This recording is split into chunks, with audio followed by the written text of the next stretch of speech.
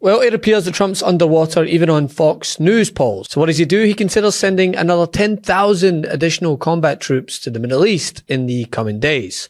This, according to a senior US defense official, a position that, if it's to involve boots on the ground, polls at a whopping 7% approval. We did it just because we wanted to be nice to him. We don't need it. But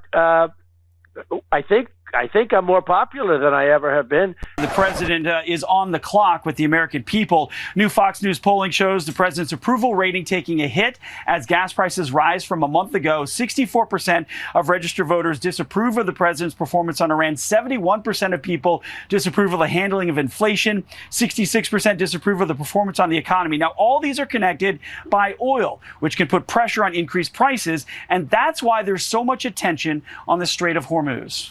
Polling shows the war remains unpopular. 7% of Americans would want an escalation of boots on the ground. Iran has also hit a Saudi refinery on the Red Sea.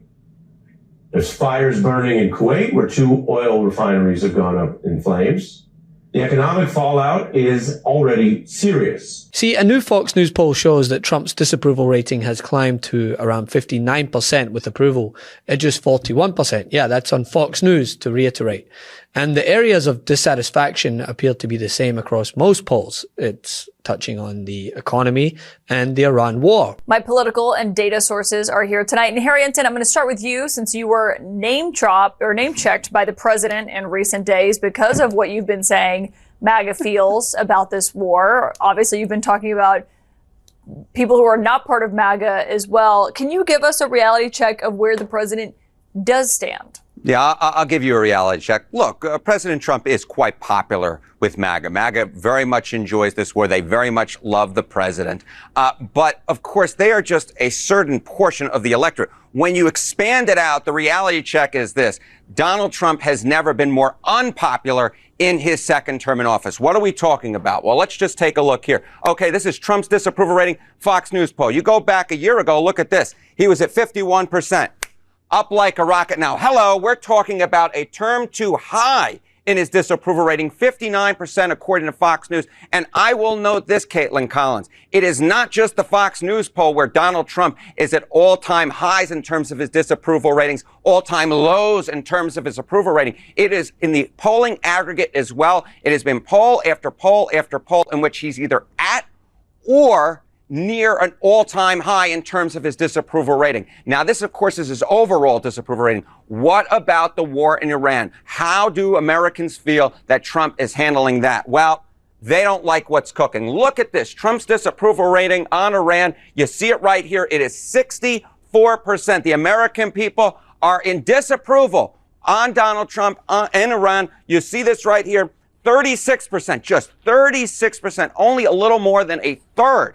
Only a little bit more than a third of Americans, according to Fox News, actually approve of the job that Donald Trump is doing in Iran. And I will just add this little nugget. The Fox News poll was one of the rare polls in which we had an even split early on in the war in terms of support and opposition. And now that support has plummeted. The opposition is up. It is very clear, no matter which poll you look at, that the American people are not with Donald Trump when it comes to Iran, even if the MAGA base is.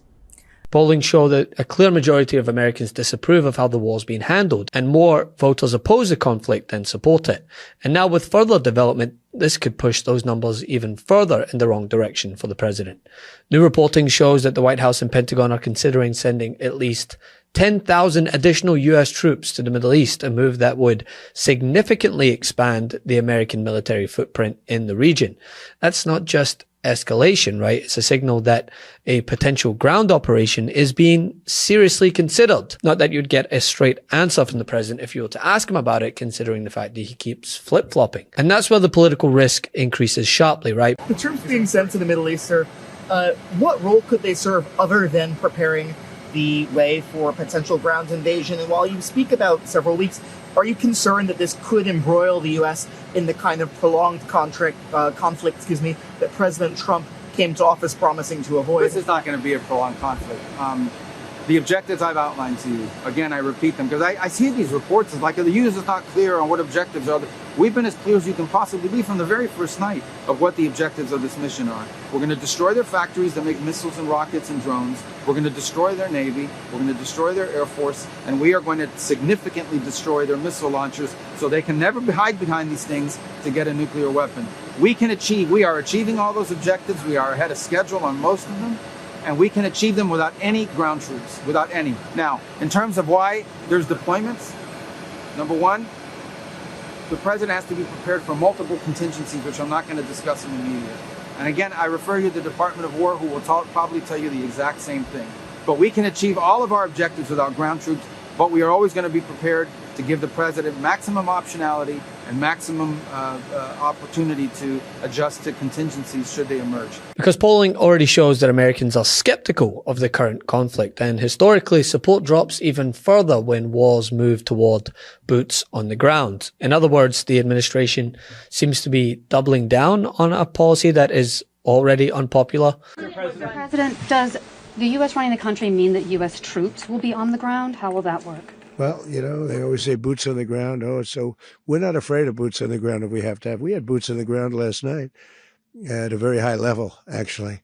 We're not afraid of it. We don't mind saying it, but we're going to make sure that that country is run properly. We're not doing this in vain. This is a very dangerous attack. This is an attack that could have gone very, very badly, We could have lost a lot of people last night. We could have lost a lot of dignity. We could have lost a lot of equipment. The equipment is less important, but we could have lost a lot, and we're going to make sure that this is proper. Last week you said that we're nowhere near sending ground troops to the Middle East. I don't talk to people like you about that. I mean, why would I tell you I'm sending or not sending? I don't talk about military strategy. Who would talk about it? I mean, who would answer a question like that? I mean, if you happen to catch any CPAC interviews lately, not that I'd suggest you go and watch it, but it seems that the snake oil isn't going down as well. This isn't, what I voted for. What I voted for was domestic policy change at home and, realistic foreign policy. So I'm just hoping we can get it all wrapped up soon. You have every diplomatic tool at his disposal, and I do trust that he knows a great deal more than I do. But a ground invasion of Iran will make our country poorer and less safe. It will mean higher gas prices, higher food prices, and I'm not sure we would end up killing more terrorists than we would create. Especially when the subject matter is the Iran war. And as this war expands, right, what we are seeing is at home, rising oil prices, instability in global shipping, and growing fears of how long this conflict will go on for, with Republicans and former members of Trump's own White House voicing their concern as to this very subject. And the polling reflects that shift in real time, because voters aren't just reacting to the initial decision to go to war. They're reacting to what the war is becoming, which is larger in scope, despite what MAGA Mike would have you believe. And it's increasingly harder to follow as to the reasons given to the American people. I mean, even a Fox News host tried to get answers from Trump on whether or not people in Iran have clean drinking water, but instead he wanted to flirt with her. I think it is alarming that we have not been able to see or hear from any of the Iranian people. And I imagine that is because their internet is shut down. And I think there is some general worry about them. Obviously, their government treats them terribly and killed tens of thousands of them in January. Like Kayleigh, I would never ask you to tell us something that is classified, but do you have any insight as to how they are doing? Do they have drinking water? Do they have food? Right, I do. It's upsetting. I do. But first, you remember when we had lunch years ago in the base of Trump Tower when it was a brand new building? It was a long time ago, yes. A long time ago, and you haven't changed. Oh. You have not changed. Now, I'm not allowed to say this. It's the end of my political career, but you may be even better looking, okay? So I don't know what you're doing. But I will not say that. Has a lot I will to do not with say that. that because that will end my political career. You're not allowed to say a woman's beautiful anymore. But the polling lines up with everything that we've been seeing, right? I mean, how many stories came out about military leaders warning about escalation, which were ultimately ignored? Reports of internal disagreement and resignations, Fox News reporters questioning the administration's narrative, and conservative outlets like the Wall Street Journal turning critical. And whether Trump wants to admit it or not, the Iran war, which was supposed to project strength, is alienating more of his base and the American people. Thanks for watching. Be sure to add the MeidasTouch podcast on Apple Podcasts, Spotify, or wherever you get your podcasts for new updates every single day.